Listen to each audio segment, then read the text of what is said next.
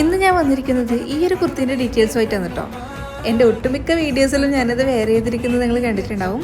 മിന്ത്രയിൽ നിന്നാണ് ഞാനത് വാങ്ങിയിട്ടുണ്ടായത്. സാങ്കിറ എന്നുള്ളൊരു ബ്രാൻഡിൻ്റെ മീഡിയം സൈസ്. ഇതൊരു പോളിസ്റ്റർ എ ലൈൻ കുർത്തിയാണ്.